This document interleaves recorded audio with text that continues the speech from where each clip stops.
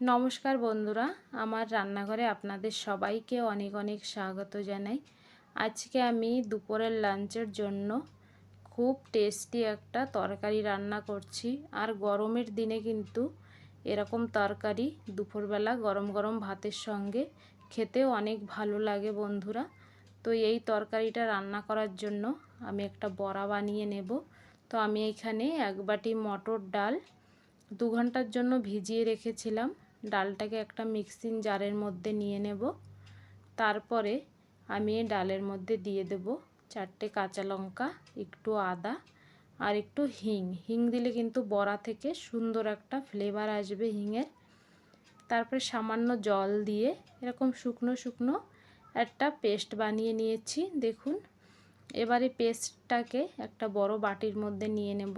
তারপরে পরিমাণ মতন লবণ, হলুদ আর লঙ্কার গুঁড়ো দিয়ে একসঙ্গে মিক্স করে নেব। তো বন্ধুরা, গরমের দিনে কিন্তু হালকা একটু পাতলা ঝোলের এরকম সজনের ডাঁটার তরকারি খেতে অনেক ভালো লাগে।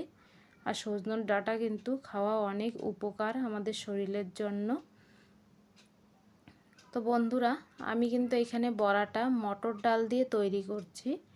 আপনারা চাইলে ছোলার ডাল দিয়েও তৈরি করে নিতে পারেন, কিংবা যে কোনো ডালের বড়ি দিয়েও সবজিটা রান্না করে নিতে পারেন। তো এখানে দেখুন, তেলটা যখন ভালোভাবে গরম হয়ে গিয়েছে, আমি গ্যাসের ফ্লেমটা লোতে রেখে এইভাবে ছোট ছোট করে বড়াগুলো ভেজে নেব। এই বড়া কিন্তু অনেক ক্রিস্পি হয়, মটর ডালের বড়া খেতে অনেক ভালো লাগে। আর সবজিতে দিলে কিন্তু অনেকই ভালো লাগে খেতে। এই জন্য আজকে আমি এইভাবে মটর ডালের বড়া বানিয়ে সবজিটা রান্না করছি।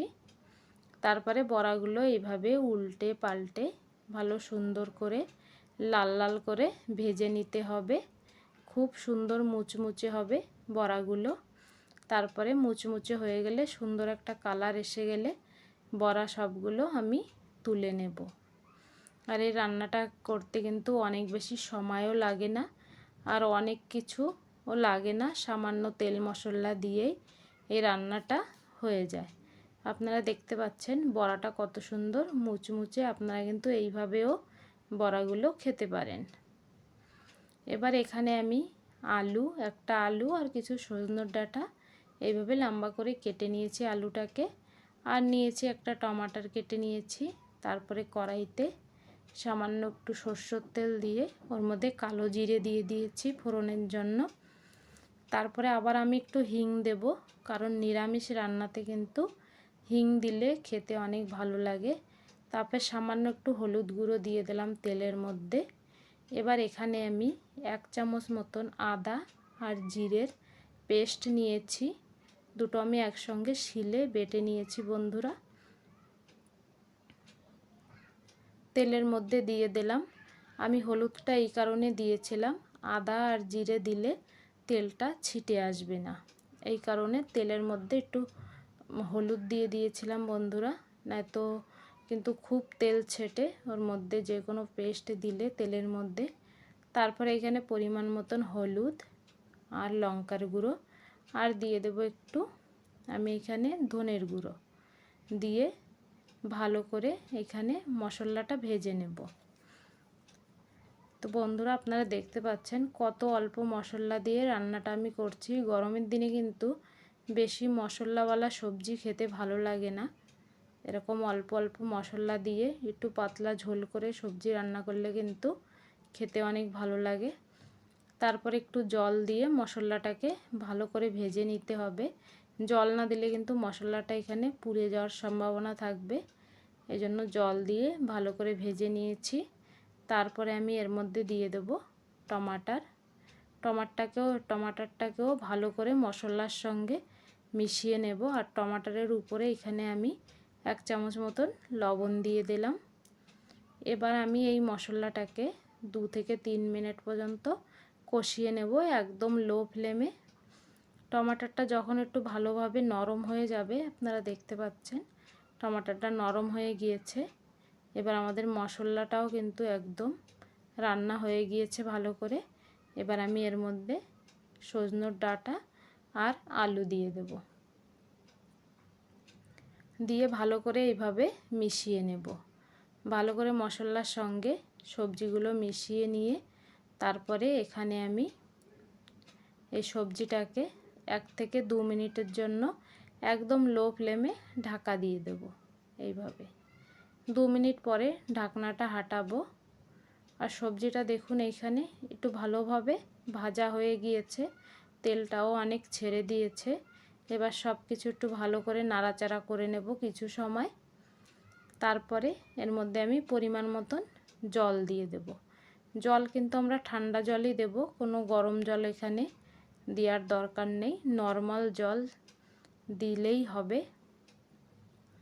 সবজিটা এখানে কিন্তু ভালো করে একটু ভেজে নেবেন, তারপরে জলটা দেবেন বন্ধুরা। আর জলের পরিমাণটা আপনারা যতটা ঝোল পছন্দ করবেন ততটাই দেবেন। আর অনেক সময় কিন্তু ডালের বড়া দিলে ঝোলটা পুরো ডালের বড়ায় টেনে নেয়, এই কারণে ঝোলটা এখানে সামান্য একটু বেশি দেবেন, বেশি রাখবেন। জলটা একটু বেশি দিয়ে ঝোলটা একটু বেশি রাখবেন। এবার যত সময় ফুট আসবে, ফুট আসলেই আমি সবজিটা ঢাকা দিয়ে রেখেছিলাম 3 থেকে 4 মিনিটের জন্য একদম লো ফ্লেমে। আর দেখুন ঢাকা দেওয়ার ফলে আলুটাও এখানে একটু গলে গিয়েছে ভালো করে। এবার আমরা কি করব, একটা হাতা দিয়ে এখানে আলু 2-1টা আলু আমি গেলে দেব। তো আমরা কিন্তু এইভাবেই রান্নাটা করি, যে সবজিতে একটু 1-2 টুকরো আলু গেলে দিলে সবজির ঝোলটা একটু গাঢ় হয়। তো এইভাবে দেখুন আলুটা গেলে দেবেন আপনারাও। আর এখানে যে টমাটারগুলো দিয়েছিলাম, টমাটারও আমি 2-4টে একটু ভালো করে এইভাবে হাতার পিঠ দিয়ে গেলে দিচ্ছি। আর এখানে কিন্তু আমাদের রান্নাটা প্রায় হয়ে এসছে। এবার আমি এর মধ্যে দিয়ে দেব বড়াগুলো। বড়াগুলো দিয়ে গ্যাসের ফ্লেমটা আমি মিডিয়াম করে দিয়েছি। আর মিডিয়াম ফ্লেমে এখানে 2 থেকে 3 মিনিট আমি ভালো করে রান্নাটা করে নিয়েছি। আর এর মধ্যে আমি 2-3টে কাঁচা লঙ্কাও দিয়ে দিয়েছি বন্ধুরা। কাঁচা লঙ্কা দিলে কিন্তু সুন্দর একটা কাঁচা লঙ্কার গন্ধও আসবে সবজি থেকে, খেতেও অনেক ভালো লাগবে। অনেকে কিন্তু এই কাঁচা লঙ্কা সবজির সঙ্গে ভাতের সঙ্গে ডলেও খায়। তা দেখুন বন্ধুরা আমাদের রান্নাটা কিন্তু একদম কমপ্লিট। ভিডিওটি ভালো লাগলে ভিডিওটিকে লাইক করবেন, চ্যানেলটিকে সাবস্ক্রাইব করে নেওয়ার অনুরোধ রইল বন্ধুরা। এবার আমি গ্যাসের ফ্লেমটা বন্ধ করে সবজিটা ঢাকা দিয়ে রেখে দেব। তারপর ঠান্ডা হয়ে গেলে সার্ভ করব। তার ভিতরে কিন্তু বড়াগুলো ঝোলটাও টেনে নেবে, খেতে